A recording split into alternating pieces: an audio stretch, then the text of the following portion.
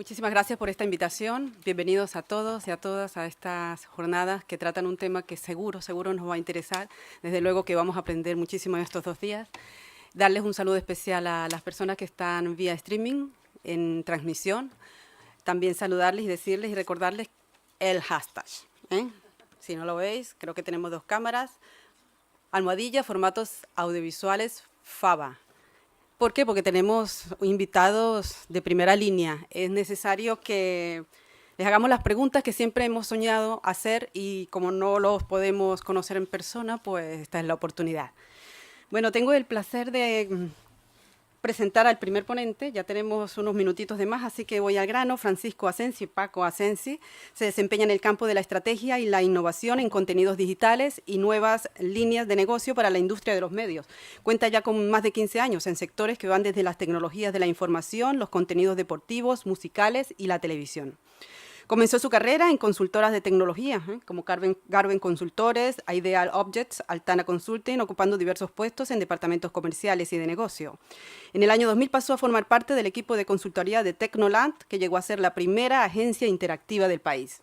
Después de pasar de nuevo por el mundo tecnológico en la multinacional norteamericana de software Borland y como country manager de la multinacional francesa de seguridad para web Denny All, recaló en un universo del entretenimiento, ocupando el puesto de Audiovisual and New Media Sales Manager en el Real Madrid, y como Key Account Manager en EMI Music, pasando a ocuparse de la dirección de desarrollo de negocio y estrategia digital en Radio Televisión Española en medios interactivos.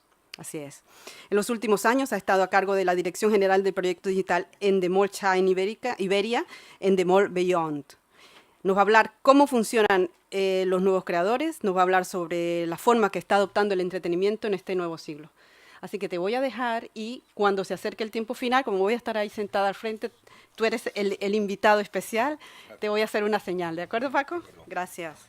Pues muchas gracias y buenos días. La verdad es que es un placer, un honor estar aquí otra vez. O sea que muchas gracias a la Fundación por haberme invitado de nuevo a hablar y sobre todo por haberme invitado a hablar el primero, ¿no?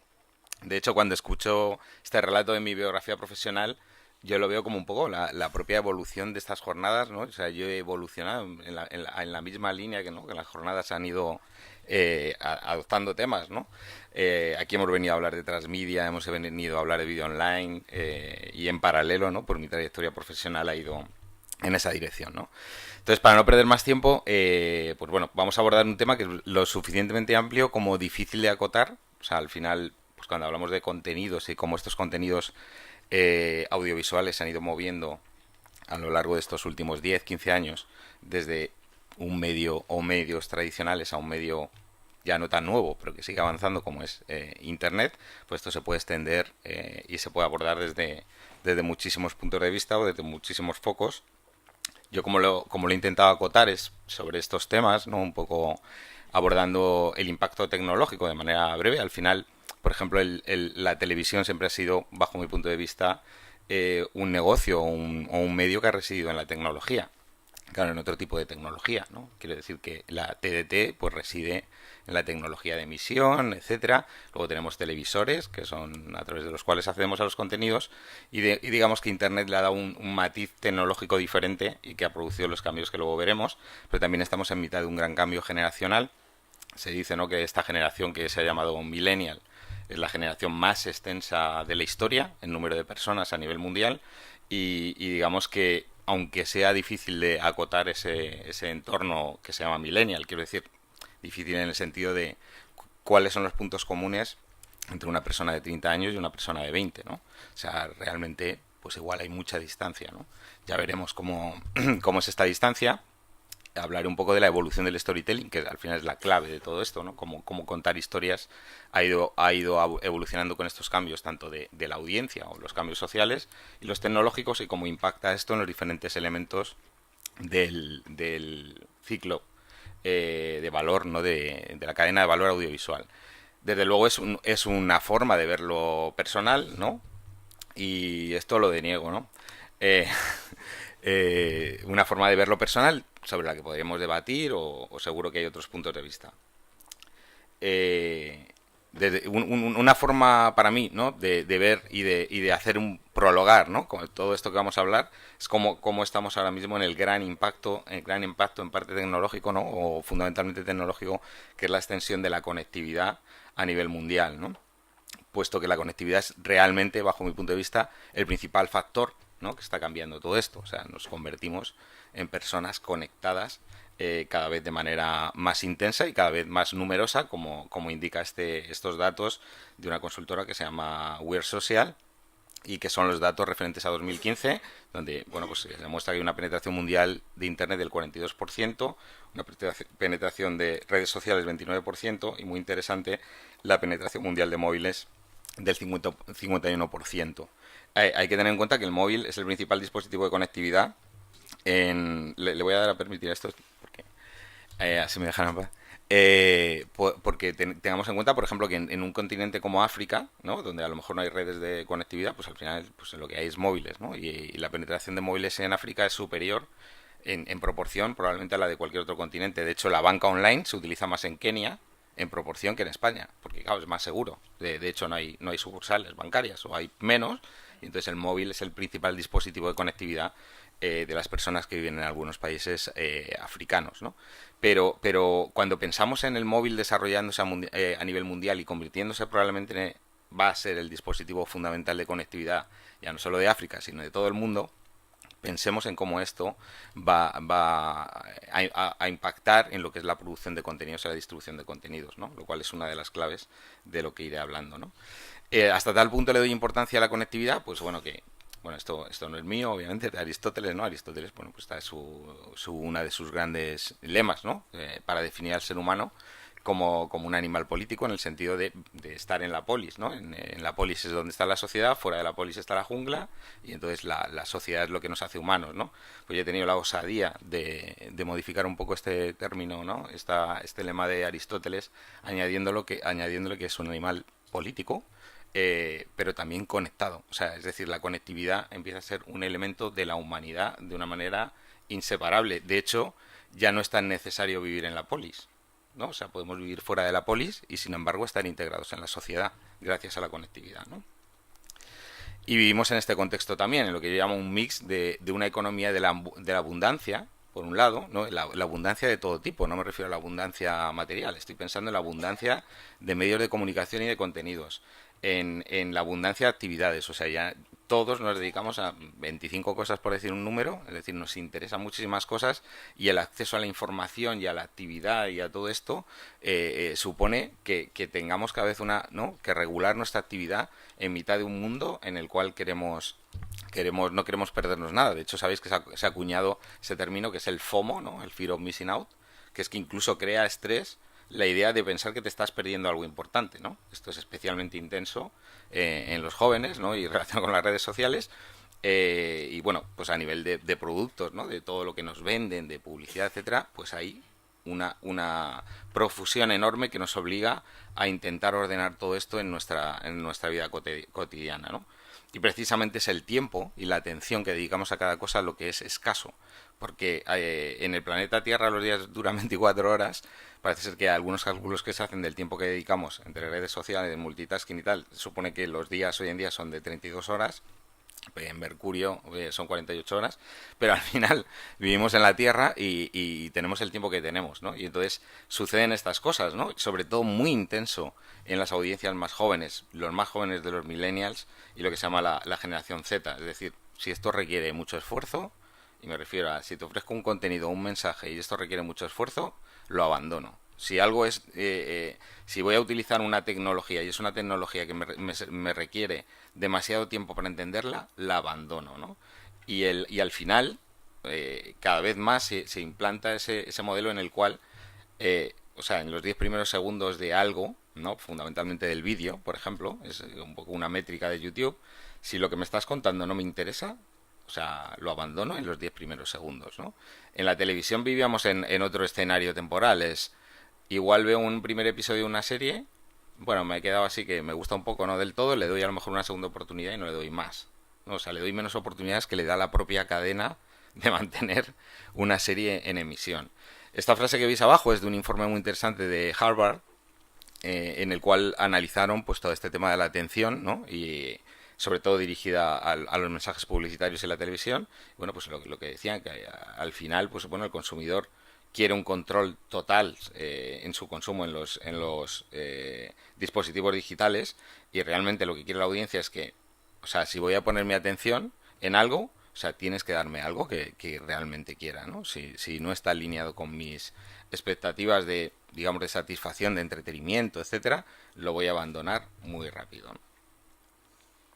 Y hablábamos de storytelling, ¿no? El storytelling, bueno, podría hacer otra corrección, ¿no? A esto que comentaba Aristóteles, que me perdone el gran maestro, pero bueno, pues también se ha apuntado que el ser humano no es solo que vive en sociedad y en la polis y todo esto, como decía Aristóteles, sino que es un animal que cuenta historias.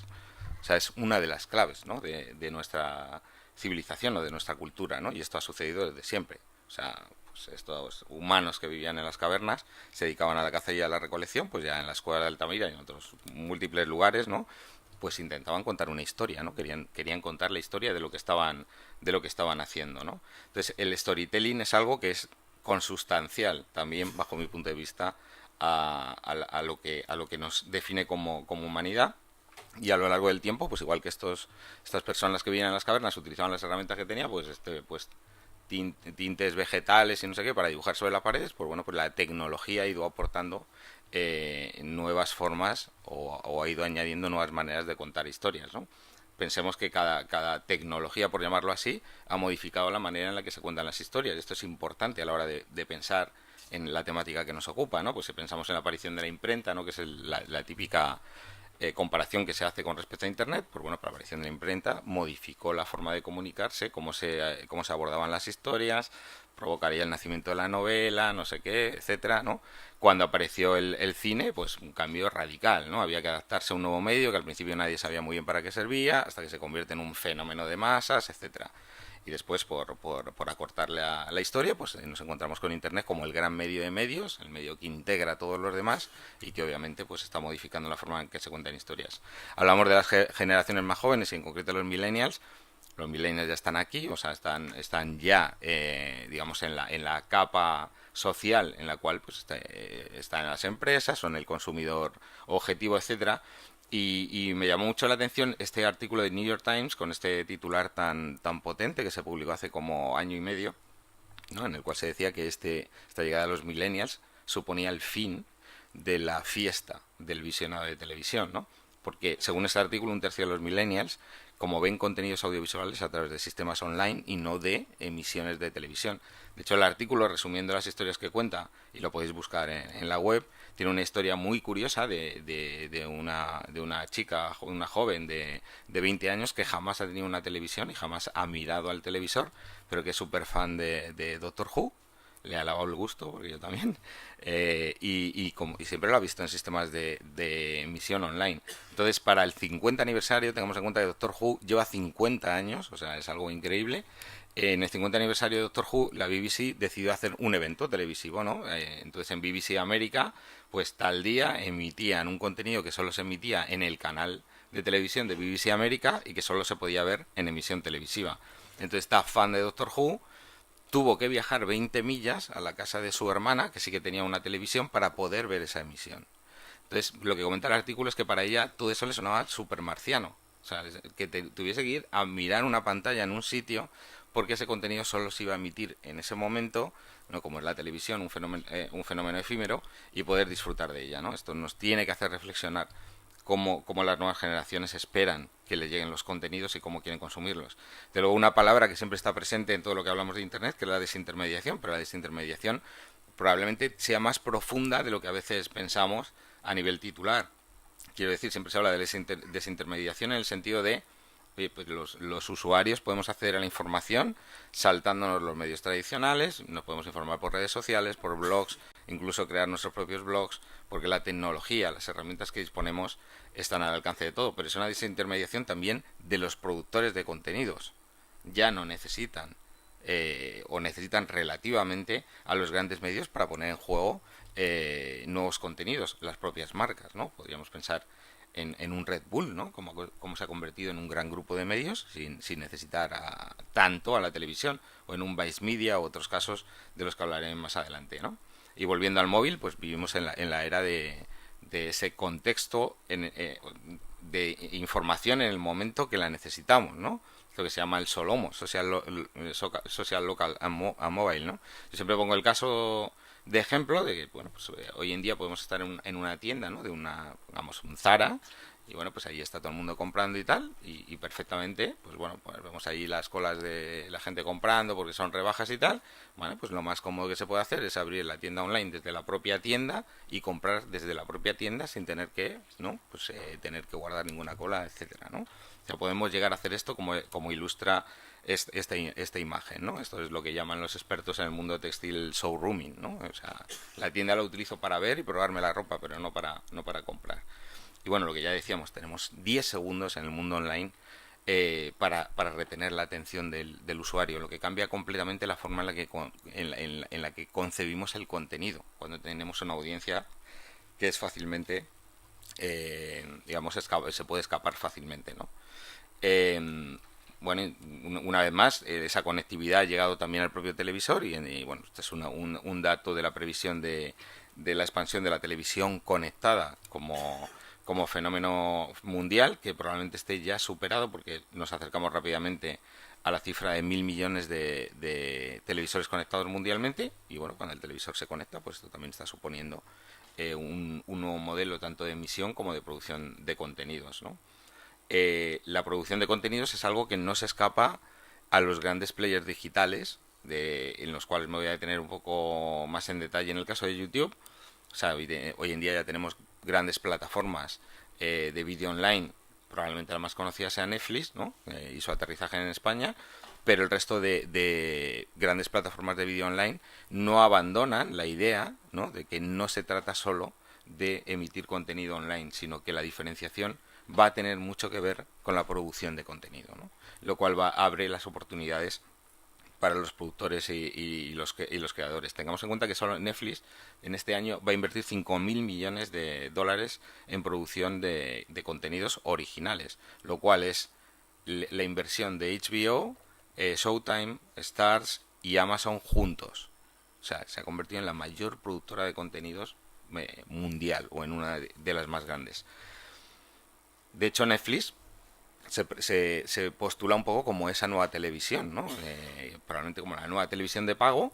Y esta afirmación o esta declaración que hace en este documento, que podéis buscar también en la web corporativa de Netflix, el Netflix Long Term View, donde, bueno, pues ya manifiesta ese hecho de, oye, pues la televisión por internet va a reemplazar a la televisión lineal, las aplicaciones reemplazarán a los canales, los controles remotos, ¿no? de televisión desaparecerán, y las pantallas proliferarán, ¿no? O están proliferando, ¿no?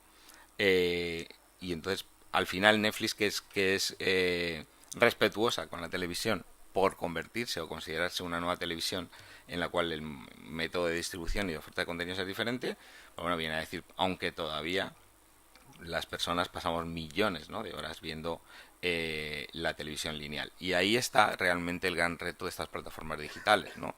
Cómo alcanzar el nivel de visionado que hasta ahora ha retenido la televisión lineal, ¿no? Cómo conseguimos un Amazon, un Facebook, un YouTube tener los mismos minutos de visionado, cómo consigo atraer tu tiempo en mi propia para mi propia plataforma, ¿no? Como decía, me iba a detener un poco más en YouTube como ejemplo fundamental donde toda esta cadena de valor del audiovisual se recoge desde un punto de vista digital, tanto la distribución, la creación de contenidos y la monetización. Yo en los últimos años en los últimos 2 años he hablado mucho de la segunda era de YouTube, ¿no? O sea, un poco la veía como un primer periodo, ¿no? En el cual la plataforma nace y aparecen contenidos de todo tipo, esto que se llama el User Generated Content, de baja calidad normalmente, o digamos con una narrativa bastante pobre, y como en una segunda era, pues todo esto está cambiando, aunque en realidad su CEO, ¿no? Susan Wojcicki se llama, hablaba en los últimos años, en paralelo a mí, teníamos esta discrepancia ella y yo, que se le va a hacer, pues de 3 eras, ¿no? Entonces ya decía, pues la primera era es efectivamente esta era de contenido de baja calidad y donde nadie sabe muy bien cómo va a evolucionar la plataforma a nivel de rentabilidad, es decir, la hemos puesto en marcha y a ver a dónde nos lleva, ¿no? La idea es agregar cuanta más audiencia mejor, pero no sin un rumbo estratégico claro. En la segunda era, a partir del 2011, YouTube invierte por primera vez en contenidos, en los primeros YouTube Originals, y se empieza a acercar a las marcas para generar más contenido. Y ya dice que la tercera era sería la profesionalización del contenido y la alternativa completa a la televisión. Realmente estamos en esta tercera era de YouTube y probablemente podríamos hablar de una cuarta era, ¿no? En la que incluso lo que va a realizar es la agregación de canales lineales. No sé si habéis escuchado esto. O sea, YouTube no solo se va a ocupar de agregar contenidos, digamos, de video on demand en canales de YouTube, sino que también va a llegar a acuerdos con productores de contenido o canales para hacer emisión lineal de esos contenidos en su propia plataforma. Algo que también Hulu en Estados Unidos, con esta plataforma Hulu, pues Hulu también ha manifestado esa intención de agregar canales lineales, ¿no? Digamos como un agregador más, solo que desde el lado digital, ¿no? Lo que va a hacer muy interesante la competencia entre televisión tradicional y televisión, digamos, nueva televisión del mundo digital. Los números de YouTube, pues esto lo sabréis bastante bien, ¿no? O sea, quiero decir que esto es algo público y que se suele airear mucho. Pues son más de 1.000 millones de usuarios con 72 horas de vídeo por hora, aunque ahí también hay debate de si son 72 o son más. 4.000 millones de vídeos vistos al día. Casi la mitad de los usuarios ven vídeos todos los días. Esto es importante una vez relacionándolo con lo del tiempo disponible. O sea, si yo tengo a estos usuarios viendo vídeos todos los días, a la mitad de mis usuarios dejo de ver la tele, no puedo leer libros. O sea, quiero decir que tengo que repartir mi tiempo disponible para satisfacer mis intereses de entretenimiento, culturales o lo que sea. En la medida en que YouTube consigue retener a más y más tiempo de las personas o de los usuarios, pues bueno, pues voy abandonando otros modelos de entretenimiento. Eso es así, es donde está realmente la clave de este negocio, ¿no? Si queremos, ¿no? Y la mitad de los usuarios ven el vídeo en el móvil, lo que decíamos antes, la importancia de cómo el móvil se está convirtiendo en una primera pantalla de consumo y con 3.000 millones de horas de vídeos vistos al mes, ¿no? Un ejemplo, y lo vemos rápidamente, de cómo han evolucionado los propios creadores de YouTube, esto que se llaman los youtubers, pues lo podemos ver en una de las youtubers más relevantes de la plataforma, que se llama Michelle Fan, no sé si os suena. Y bueno, pues si podemos ver aquí como creo yo que podemos ver, porque aquí ya me lío un poco, como como me lo pone en modo presentación ahí me lío, perdona, es que soy así de tecnológico. Entonces, pues cómo fue su primer vídeo. ¿Cómo le quitó la vista moderadora? ¿Alguien sabe? No, a ver. Es que no me lo ejecuta en vista moderador. Tendría que quitarla.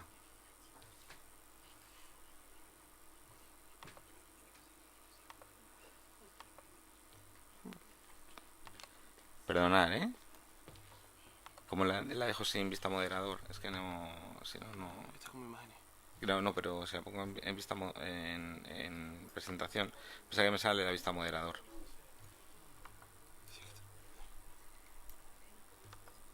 Entonces aquí los vídeos que están incrustados. Tampoco quiero perder mucho tiempo, o sea, no os enseño los vídeos, estaban incrustados, pero estas cositas pasan. Pues bueno, si viésemos su primer vídeo, el vídeo de Michelle Fan, que lo podéis, o sea, sabéis cómo veis el vídeo más antiguo de un canal de YouTube, ¿no? O sea, le ponéis el filtro del más antiguo y lo veis, ¿no? Pues si veis su primer vídeo es como se ve a la mujer ahí como, ¿no? Pues insegura, ¿no? O sea, con cierta seguridad, pero intentando, ella se dedica a maquillaje, ¿no? A tutoriales de maquillaje, un formato propio de YouTube en el cual pues se maquilla contando un poco cómo se maquilla y tal. Y si veis el segundo es un vídeo de alta calidad de producción con decorados, etcétera, y esto es como 4 o 5 años después, ¿no? O sea, este es el gran cambio de cómo estos youtubers, los llamados youtubers, evolucionan, ¿no? El año pasado, de hecho, dedicamos un tiempo a hablar de esto de los youtubers y que al final, ¿qué es un youtuber? Pues un creador, ¿no? Una persona que se ha querido que tiene intereses en producción de contenido en vídeo y que al final pues no encuentra su hueco en el mercado y ha encontrado una plataforma como YouTube para lanzar sus propios canales. Este chico tan gracioso con la barbita se llama PewDiePie, no sé si conocéis nombres de youtubers o seguís a youtubers, es el youtuber más importante del mundo, factura entre 4 y 6 millones de dólares al año, hasta el punto que bueno, pues ya se convirtió en un emprendedor de éxito, etcétera, ¿no? Se dedica a un formato que se llama en YouTube gameplay, no sé si todo esto suena, es decir, se graba jugando a videojuegos y le siguen millones de personas por lo graciosillo que es haciendo esto. A la derecha tenéis a algunos de los youtubers más importantes de España, pues como el primero que se ve ahí es el Rubius, que seguro que os suena. El Rubius pues está en el puesto cuarto mundial, entre el tercero y el cuarto, y este chico hace lo mismo, hace gameplay también. Y los que le rodean son algunos de los, como digo, de los youtubers más importantes, que ahora veremos a qué tipos de formatos diferentes se ocupan, ¿no? Y realmente lo importante en esto del mundo youtuber o de los creadores, digamos, digitales, como se les llama también, o de las celebrities digitales, porque algunos llegan a este estatus, tiene que ver con esto, como hasta qué punto, pues oye, pues si no encuentro el medio para lanzar mis creaciones, no me hace caso la tele, no me hace caso nadie, pues me pongo en YouTube a crear mi propio estilo de entretenimiento y de repente pues atraigo a millones de personas de audiencia, o sea, ningún secreto, nada diferente a la tele, en el sentido de que buscamos lo mismo, audiencia, y comienzo a montar mi propio medio a través de esos canales de YouTube. Si hablamos de géneros, nuestros géneros, de hecho, no sé si os suena, ¿sois muy de ver YouTube o no? Aquí hay, o sea, ¿os suscribís a canales, por ejemplo, de YouTube? ¿Estáis suscritos a canales? Vale, y pues esto conoceréis, os sonarán este tipo de formatos, ¿no? Muy propios del mundo digital y de YouTube, ¿no? El unboxing, ¿no? Pues que esto de mostrar algo por primera vez, un dispositivo normalmente tecnológico, el prank o las travesuras, muy, digamos, muy seguido. Los challenges, es decir, como los youtubers se desafían entre ellos a hacer algo, pues lo más conocido es comerse uno más conocido. Algunos de los más conocidos, pues tomarse una cuchara de canela, ¿no? Por ejemplo, o cosas así.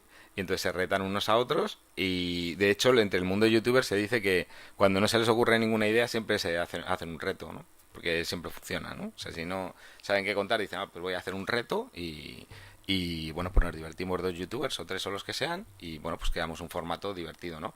Luego está el personal videoblog o el videoblog personal, donde bueno, pues digamos que son youtubers que cuentan más su vida, ¿no? Incluso algunos diariamente, como puede ser J. Pelirrojo, que tiene un daily show, todos los días cuenta algo de su vida. Las reviews, ¿no? O sea, pues por ejemplo de cine, etcétera, ¿no? Pues vídeos que cuentan o que dan un punto de vista sobre películas. Las listas, ¿no? Hacer listas de las 10 cosas que deberías saber cuando viajas a Sevilla. Las 10 cosas, ¿no? Este tipo de formato muy digital, que de hecho de ese tipo de formato se han alimentado los grandes medios que veremos un poquito más adelante y luego, bueno, pues ya tenemos productos un poco más elaborados como la web serie, etcétera, ¿no? Entonces estos formatos están naciendo y haciéndose importantes dentro de una plataforma como YouTube y están influyendo de una manera cada vez más perceptible en el resto de los medios. Ya hemos dicho que para los medios tradicionales de información, pues de las listas vamos a los listagles, ¿no? Los artículos de información basados en listas. De los challenges, el prank y tal, de repente vemos pequeños bloques dentro de programas de entretenimiento de televisión, como puede ser El Hormiguero, etcétera, donde se incluyen muchas de estas cosas que han nacido en lo digital, ¿no? Y luego del unboxing, una vez más, como está incrustado aquí como imagen, no vamos a ver un vídeo. Pues unboxing, fijaros hasta qué punto luego el unboxing incluye cosas tan curiosas, ¿no? Como el unboxing de huevos Kinder, no sé si lo habéis visto alguna vez. Los vídeos de unboxing, o sea, pues la persona que graba el vídeo abre varios huevos y va montando los muñequitos.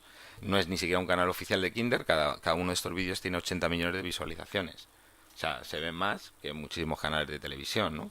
Y de ahí hemos pasado, pues por ejemplo, al unboxing de esto, claro, sin ver el vídeo no tiene gracia, al unboxing de bolsas de Mercadona, ¿no? Esta señora lo que hace, se ha hecho muy popular, de hecho ha salido en la televisión y todo.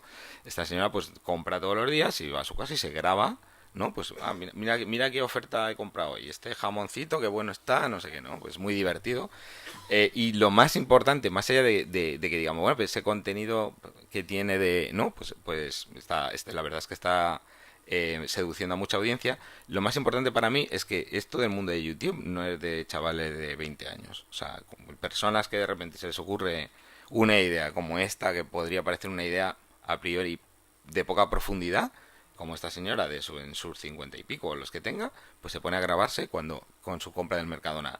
Hay por ahí otra que está llegando a su nivel o que incluso la supera, que por ejemplo, pues cuenta trucos de maquillaje, el estilo YouTube, pero desde el punto de vista de una señora, pues no sé, ama de casa de 50 y pico años, y la señora está teniendo éxito, es para verla como lo cuenta, ¿no? Es muy gracioso.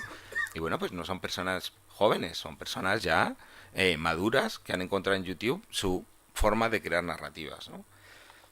En YouTube se dan todas las tendencias, de hecho aparecen tendencias que son muy muy curiosas, como es esto que no sé si habréis oído hablar de ello, el ASMR, el Autonomous Sensory Meridian Response. Esto, para resumirlo, y como no podemos ver el vídeo, pues se trata de la evolución de aquello que había en tiempos oye, pues para relajarme voy a poner unos sonidos de estos del agua corriendo, ¿no? Y tal. Yo tengo vinilos de esto, ¿no?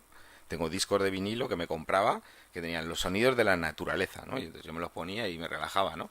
Bueno, pues el ASMR es una evolución de esto, y entonces, bueno, pues son personas que con alta calidad de sonido, que se graban en alta calidad de sonido, también en vídeo, pero lo importante es el audio. O sea, la mayor parte de los seguidores de esta tendencia se ponen sus cascos y no ven ni el vídeo, o sea, simplemente escuchan los sonidos. Pues a veces, pues esta señora coge así una botella de agua y dice, escucha esto, así con una voz muy sugerente, y hace un ruidito así, o el sonido de cepillarse el pelo, como es en este vídeo y tal, ¿no? Y parece ser que es muy relajante, ¿no? Y se ha convertido en un estilo nuevo en YouTube. Pero independientemente de lo, digamos, de lo anecdótico que pueda suponer esto, lo importante es que en este tipo de plataformas sucede todo. O sea, nacen muchísimas tendencias, y como los nichos pueden llegar a ser de millones de personas, arrastran tanta audiencia, vamos, que igual a esta señora que hace este canal la ve más gente que a la 2 al canal de televisión. O sea, tiene más audiencia que algún canal de televisión, ¿no? O esta otra tendencia, como son los booktubers, no sé si habéis oído hablar de esta tendencia, pues al final estos creadores lo que hacen es una review, o sea, te cuentan un libro, más que una review, te cuentan un libro en un vídeo, digamos, de manera resumida, que es también, digamos, un estilo muy propio de YouTube, que es esto de contar las Star Wars en 5 minutos, ¿no? Y te lo hacen muchas veces en una animación, como un collage de imágenes, te cuentan una película en 5 minutos, ¿no? Pues igual con libros, ¿no? Lo bueno de los booktubers es que están promoviendo la lectura, o sea que es un fenómeno al final muy interesante, porque está llevando a jóvenes, estamos hablando de generación, de la parte de los millennials más jóvenes, que de repente descubren lecturas, ¿no? Nuevos libros, y además los creadores que hacen libros promueven esto, oye, pues chicos, leeros este libro, tal, tal, ¿no? O sea, realmente tiene una dimensión muy interesante. Igual que en la televisión, YouTube tiene sus propios talk shows. Y estos talk shows de YouTube, es decir, pues en este caso son dos personas, en Good Mythical Morning, que todas las mañanas pues hacen su pequeño programa en directo, bueno, donde comentan la vida de las celebrities, etcétera, ¿no? Un poco un programa de variedades, donde una vez más vemos esa mutua influencia de los contenidos nacidos nativamente en lo digital y los medios tradicionales, y viceversa, ¿no? Porque un talk show al final pues es un formato que conocemos muy bien en la tele, pero que se adapta a un formato digital, ¿no? De hecho, bueno, además, porque no podemos ver el vídeo, porque qué pena, porque por ejemplo, de hecho, se dan este tipo ¿no? de hechos, como es que el uso de stop motion para grabar vídeos, por ejemplo en este caso con Lego, pues bueno, pues esta era una tendencia en YouTube mucho antes de que la Lego película diese como, ¿no?, ese puñetazo en la mesa de hacer una gran película de Lego, utilizando pues eso, pues técnicas de animación, etcétera. En YouTube podemos encontrar multitud de ejemplos de hace muchos años donde los creadores estaban utilizando piezas de Lego y técnica de stop motion para hacer este tipo de creaciones, ¿no? Con esta en concreto, pues de hecho es un corto de unos 12 minutos que os recomiendo que de todas maneras pues busquéis ese fenómeno dentro de una plataforma como YouTube, ¿no? De hecho, en el mundo de la animación especialmente, pues una persona como Fred Sieber, al que yo sigo especialmente en los últimos años, Fred Sieber, pues igual no suena, pero si os digo Hora de Aventuras, ¿os suena esa serie de animación? Hora de Aventuras, bueno, pues Hora de Aventuras nació en su canal de YouTube.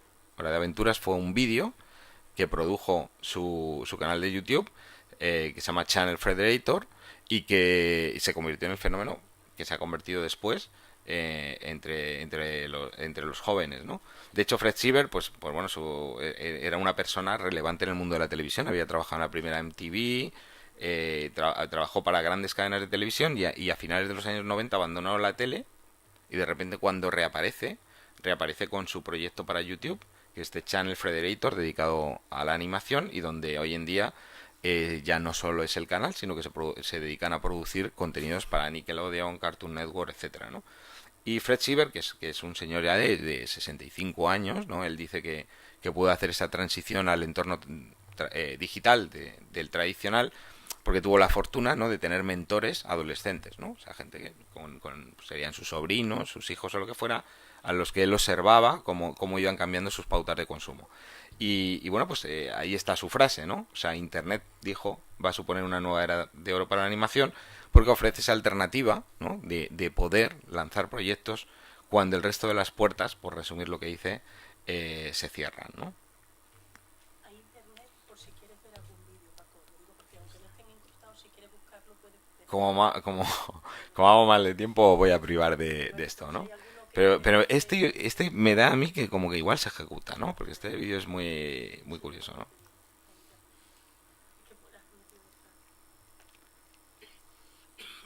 ¿Le voy a permitir a esto? Sí. Bueno, no, además, porque perdemos dinamismo, ¿no? Si nos quedamos esperando. No, perdonad que no se vean los vídeos. Pero bueno, pues aquí os iba a mostrar un vídeo de Josh Trank. No sé si conocéis a Josh Trank. Josh Trank es, por ejemplo,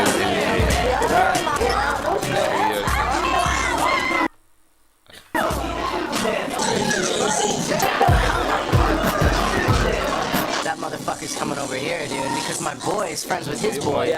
I swear to fucking God, if he says 2007. anything, fuck his shit up, dude. Hey,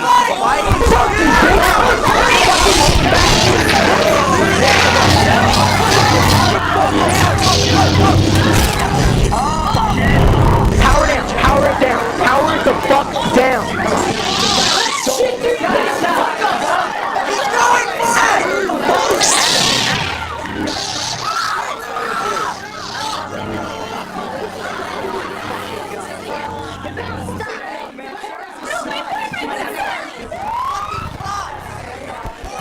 pues esto, como digo, es un vídeo que publicó Josh Trank, que no sonaba mucho, es el director, por ejemplo, de Los Cuatro Fantásticos, ¿no?, de grandes películas de Hollywood. Cuando no era nadie, por decirlo así, pues bueno, pues produjo este vídeo para su canal de YouTube. Que lo que hizo es, pues como veis, era una fiesta de adolescentes en Estados Unidos donde las cosas se lían y resulta que ahí hay gente que tiene hasta poderes Jedi, sacan espadas láser, etcétera, ¿no? De hecho se llama el 22 cumpleaños de Leia, ¿no? Se llama así el vídeo. Y bueno, pues se cuenta la leyenda, porque Josh Trank estuvo a punto de dirigir una de las spin-offs de la nueva saga de Star Wars, fue uno de los directores elegidos. Luego lo dejó porque tuvo diferencias con la producción y tal, pero cuenta la leyenda que George Lucas quería que dirigiese alguna vez una película de Star Wars después de haber visto este vídeo, ¿no? O sea, cómo había incorporado la historia de Star Wars dentro de una historia como esta, ¿no? Una fiesta adolescente que se les va un poco de las manos, ¿no? Y bueno, pues realmente en el momento actual ya estamos en un momento en el cual estas plataformas de vídeo como YouTube, como os comentaba antes, bueno, pues está realmente pensando, después de 11 años, ¿no? Este año cumple 11 años YouTube, en convertirse en el mismo modelo que ha tenido la televisión, alcanzando mayores presupuestos, mayores audiencias, incluso, como os decía, agregando canales lineales dentro de la plataforma, ¿no? De hecho, esto es lo que yo llamo el asalto a la pantalla de televisión definitiva, que se ha intentado de manera fallida, por ejemplo, por un canal como Tribo. No sé si llegasteis a conocer este canal en TDT. se estuvo en emisión por aquí, pero era un canal donde se agregaban contenidos de youtubers. Realmente el modelo, bajo mi punto de vista, no era el adecuado y al final todo esto pues no funcionó, pero fue un primer intento, como digo, erróneo, desde el lado erróneo, de tomar al asalto, como os comento, la televisión. O bueno, ya tenemos formatos como youtubers, que está financiado por Vodafone, que se emite en Comedy Central, o ya incluso tenemos formatos como Gamers en MTV, que también nace un poco de las tendencias digitales de lo que se llaman eSports, y nos aparece un nuevo windowing, todo esto del windowing del mercado audiovisual, ¿no? Vender el producto en las diferentes pantallas o en las diferentes ventanas, televisión abierta, televisión de pago, DVD, etcétera. Pues parece que también se está replicando en lo digital. No sé si conocéis esta plataforma, Vessel. Vessel lo que hace es ofrece a los creadores, a los youtubers, que le cedan el contenido, ¿no? Que suban a su plataforma el contenido 15 días antes en exclusiva. Y esto, para acceder a ello, es de pago. O sea, si yo quiero ver esos vídeos en exclusiva, pues con un periodo temporal, me tengo que suscribir, ¿no? Y yo, por ejemplo, que creía que esto del windowing desaparecería ¿no? con la propagación del modelo digital, pues parece que puede seguir adelante, ¿no? Y no se trata solo de YouTube, obviamente, porque las plataformas, digamos, de redes sociales se están entregando al vídeo de una manera muy profusa. De hecho, para algunas es posible que sea su salvación, ¿no? En la medida que, por ejemplo, en Facebook, como sabéis, la cantidad de contenido que se comparte, etcétera, está declinando. El uso de Facebook declina en cuanto a tiempo de consumo, que es, una vez más, vuelvo al principio, es el tiempo en el que estamos en una plataforma la clave de todo este negocio, ¿no? Entonces, o una de las grandes claves. Entonces, si yo veo que declina el tiempo de estancia, ¿no? Del usuario, tengo que hacer algo para que remonte. Entonces, Facebook claramente se está entregando al vídeo, como lo está haciendo Twitter, y el resto de herramientas que han aparecido, como Vine, etcétera, Periscope, herramientas, digamos, de emisión en directo. De hecho, todo esto se llama, ¿no? El comienzo de la guerra del vídeo, que, por ejemplo, pues tiene sus momentos llamativos, como es este paso de Facebook sobre YouTube, que se produjo el año pasado, en views. O sea, en Estados Unidos, estamos hablando, se ve más vídeo en Facebook que en YouTube, lo cual está provocando cierta conmoción en el mundo de los creadores, porque en Facebook no se monetiza y en YouTube sí. Entonces, bueno, pues se hizo famoso un artículo publicado en un blog de uno de los grandes youtubers, que era Facebook nos roba, ¿no? Decían. Y bueno, pues en esta guerra de todos contra todos, como YouTube contra Facebook, Facebook contra Twitter, Twitter contra Snapchat, aparece un nuevo poder, ¿no? Por así decirlo, que es el de Snapchat. Snapchat ahora mismo ya reúne 10.000 millones, perdón, de vídeos al día, teniendo menos usuarios que tienen estas plataformas, y se está convirtiendo en un gran fenómeno en el mundo de lo que llamamos la generación Z especialmente. Siendo una plataforma muy peculiar, que de hecho sus formatos, aquí tampoco lo vamos a ver, o sea, la forma en la que ofrecen vídeo, no sé si sois usuarios de Snapchat, utilizáis Snapchat, pues el formato de vídeo, etcétera, es diferente, y cómo se cuentan las historias. Os recomiendo explorarlo porque ahí están pasando muchas cosas, y lo que más llama la atención a los que, bueno, venimos de un medio no tan natural para nosotros como Snapchat es el Discover, ¿no? Es una sección de Snapchat donde las marcas, determinadas marcas de medios, pueden disponer de un espacio propio, ¿no? Es un club muy selectivo y muy restringido, pero que le da a algunos de estos medios una vida que empezaban a perder, como es el caso de la CNN, ¿no? O sea, la CNN, ¿quién es la CNN para menores de 20 años? Nadie. O sea, incluso para nosotros ha perdido brillo, pues para los menores de 20 años no es nadie. Hay menores de 20 años que creen que CNN es el nombre de un youtuber y que les mola lo que cuenta. O sea, dicen, es que este CNN, lo que mola un montón, ¿no?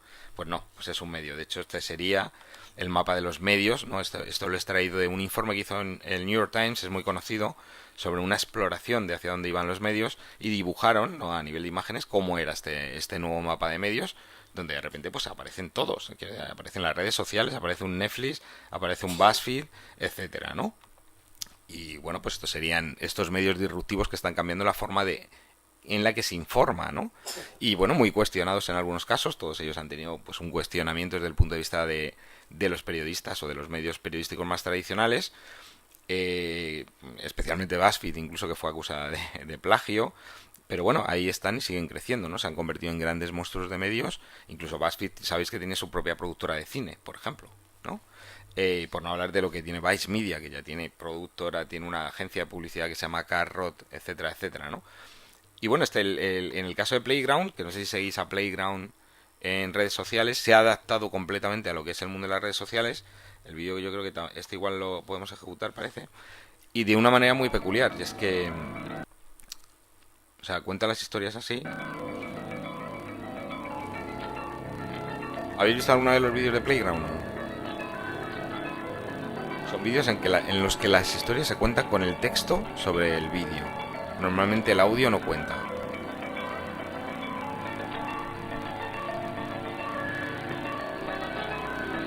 De hecho es vídeo que ni han grabado ellos. O sea, se aprovechan de Creative Commons, etcétera, y montan el vídeo de esta manera, ¿no?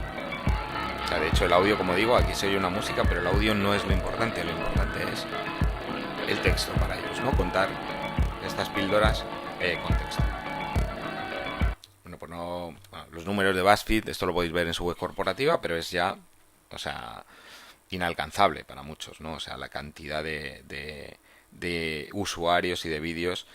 Y de hecho lo siguiente que os traía era el vídeo más visto en BuzzFeed. También, pues esto es traído de BuzzFeed Vídeos, el más visto, ¿no? Con estos filtros que tiene YouTube, que es un vídeo que se llama, para que veáis cómo son estos medios, es cómo serían las princesas de Disney en un mundo real. Ese es su vídeo más visto. Estamos hablando de un medio de información. Su tercero más visto, que tampoco lo vamos a ver, es un vídeo de gatos, como no. Los gatos e Internet, hay una cosa rara ahí, que algún día, o sea, algún día alguien, un antropólogo o algo, extraerá algo, ¿no? Y dirá, oye, la humanidad tenía una cosa con los gatos que se nos pasó por alto, ¿no? Y tal.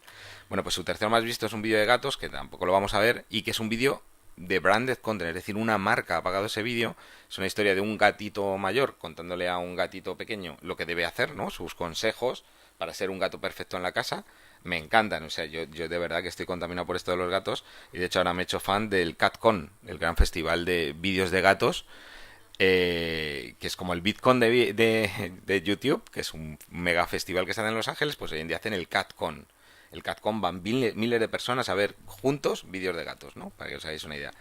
Pasando rápidamente, porque esto es muy importante en este viaje, ¿no? De los contenidos tradicionales a los digitales, es el resurgir del audio, ¿no? O sea, ya hace años, ¿no? Que el podcast existe, no es nada nuevo, y convertir la radio en podcast, pues digamos que es algo que ha sido como natural.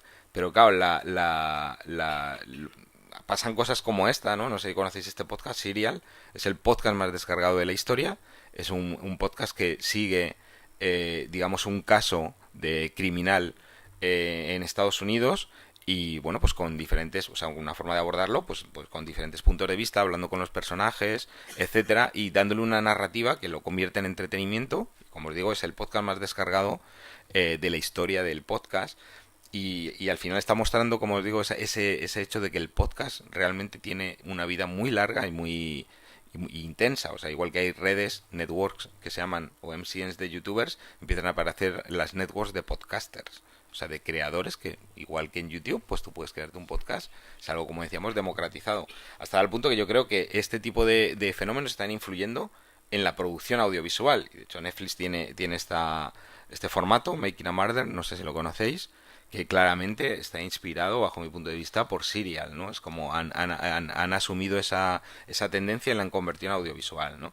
Y como me quedan 3 minutos, pues pasará muy rápido, como esto de la desintermediación, que he hablado antes, es algo que está en las manos de las marcas. Y las marcas producen contenidos, como es el caso de esta cadena de alimentación que se llama Chipotle, que produjo su propia webserie, que va por la 3ª temporada, se llama Farmer and Dangerous. Claro, dices, bueno, ¿y este contenido que sale dentro de los establecimientos o tal? No, la marca desaparece. O sea, en la historia, que como veis son actores, al menos algunos de ellos conocidos de series estadounidenses, la historia habla sobre las mafias agrícolas, ¿no? Intermediarios, que hacen que los alimentos no lleguen naturales al consumidor. Porque Chipotle se posiciona como una marca cuyos productos son naturales y no están alterados, y que los compran directamente a los agricultores, etcétera. Entonces, sobre esos valores crean un formato, ¿no? que habla de esto.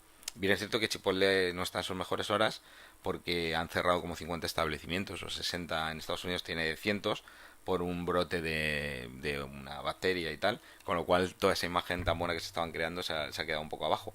Y como veis, esta serie se distribuye en Hulu, en una gran plataforma de contenido profesional, o este otro formato, no sé si lo conocéis, Comedians in a Cars, Girl in a Coffee.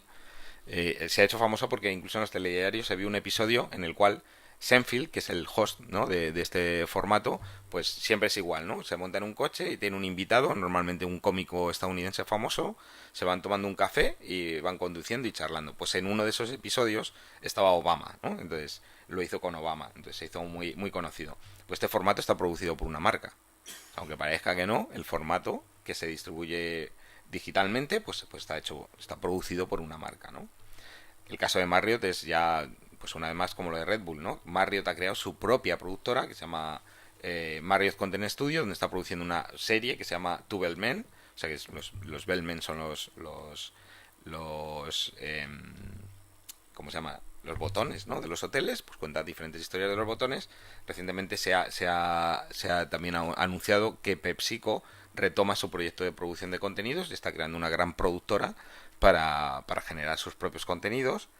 Y por último, porque ahora sí que ya acabo, un tema que no quería dejarme fuera, que es, pues bueno, pues en todo esto de lo digital, pues también se habla de esto de si es posible la creación automatizada de contenidos, ¿no? La creación algorítmica. Por supuesto que es posible, ¿no? O sea, quiero decir, a nivel de informativo puro, o sea, podemos crear algoritmos que son capaces de poner en conjunto diferentes fuentes de información y crear con eso un medio. Aquí lo más interesante, por lo menos para mí, para analizar, es si podrían crear contenido original los algoritmos o los robots o la inteligencia artificial, ¿no? El último intento que muy llamativo fue este libro, True Love, escrito por un robot, ¿no? En 2008. Ahí tenemos a su alegre promotor de este proyecto, Alexander Prokotovich se llama.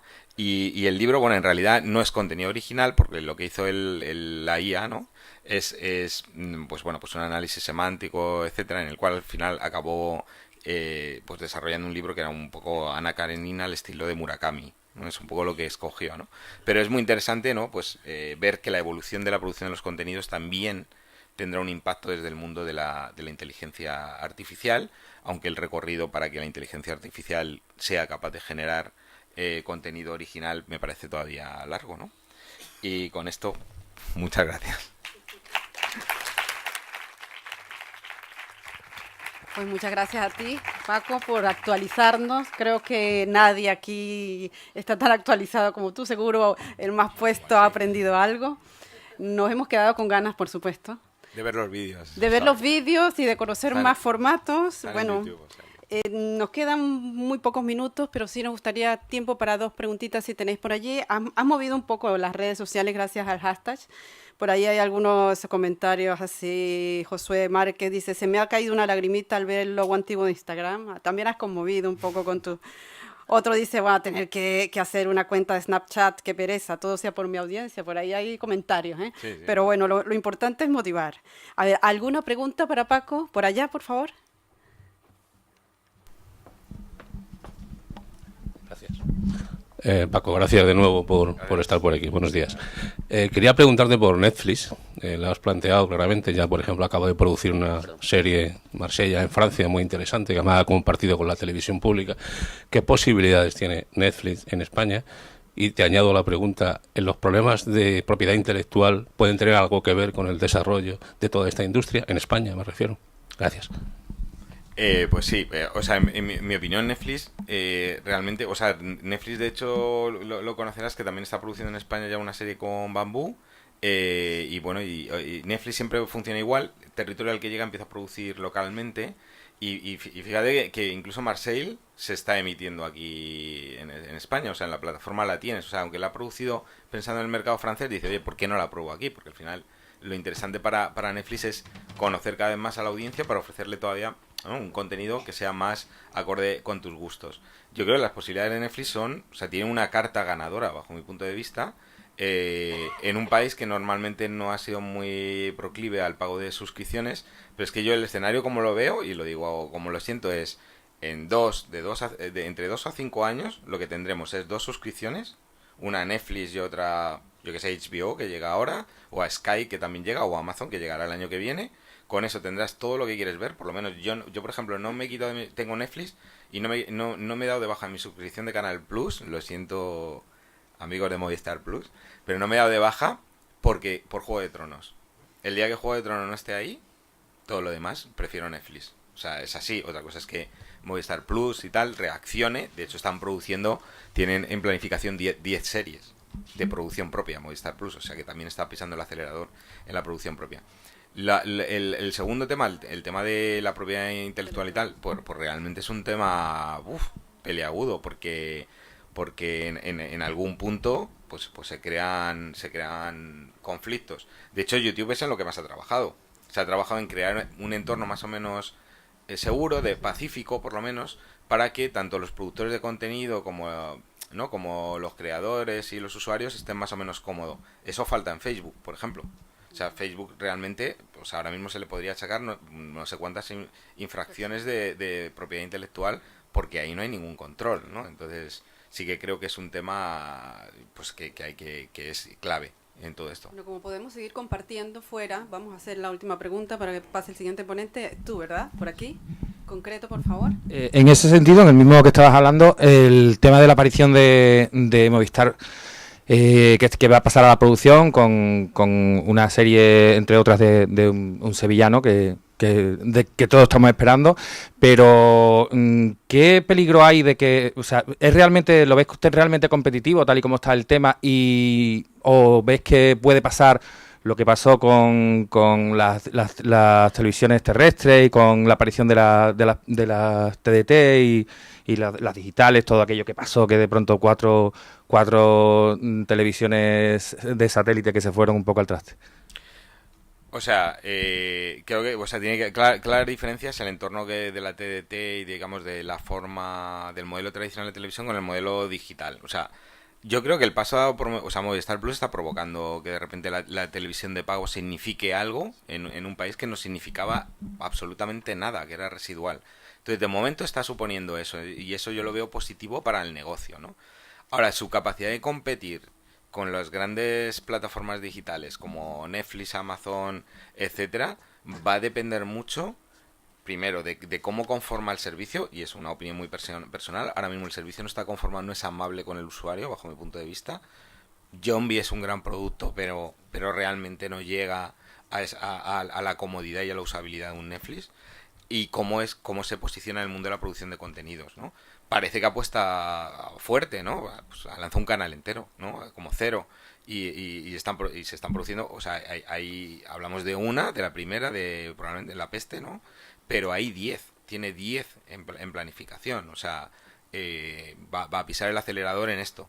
Y ahí estará por ver si es capaz de llevarse el gato al agua a Movistar Plus y de ocupar una posición competitiva importante, o Netflix cae como una avalancha, o no. O sea, de momento su efecto es limitado. O sea, Netflix su efecto es, bueno, los que lo van conociendo, etcétera, pues como yo, que dicen, oye, pues 9 euros está muy bien y tengo muchos contenidos y van agregando más al catálogo.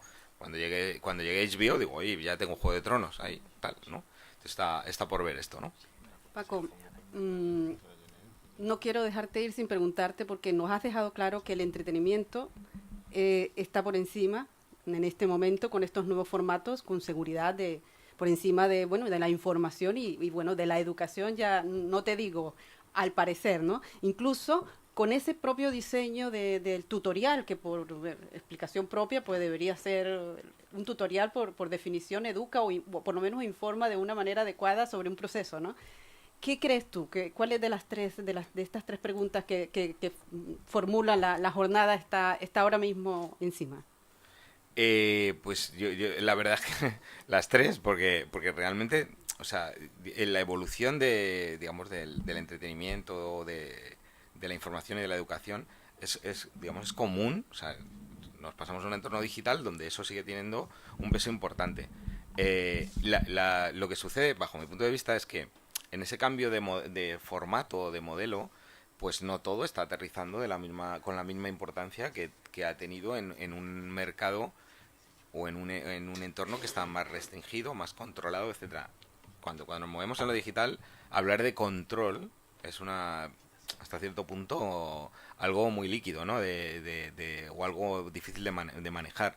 Pero poco a poco vamos llegando a ese punto en el cual, digamos, o sea, la educación está muy presente en el entorno digital e incluso en YouTube, pero hay grandes networks que se apoyan solo en contenido, digamos,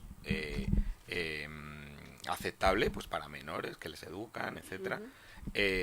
Obviamente, todo este fenómeno de youtuber pues atrae mucha atención y a muchos usuarios muy jóvenes, pero digamos que como los puede atraer otro tipo de contenidos como puede ser el manga o el anime, etcétera, ¿no? Y en cuanto a la información, pues bueno, pues aquí está el gran debate. No sé si BuzzFeed y Vice son los nuevos medios de información con la misma rigor, etcétera, que lo fueron los grandes medios tradicionales. Pues cada vez más. O sea, cada vez tienen más rigor y cada vez más, se parecen más. O sea, BuzzFeed, uno de los anuncios que hizo hace año y pico fue, oye, que hemos empezado a contratar periodistas, que hasta ahora no teníamos periodistas. Entonces ahora han contratado periodistas. Entonces esto está suponiendo un cambio, ¿no? Bueno, lo que es seguro que nos has dejado la curiosidad ya metida en el cuerpo con estos nuevos formatos que vamos a seguir investigando y que te vamos a seguir, ¿eh? Te vamos a seguir. Muchas gracias. Muchas gracias. Aplausos, por favor, para nuestro invitado especial, el primero.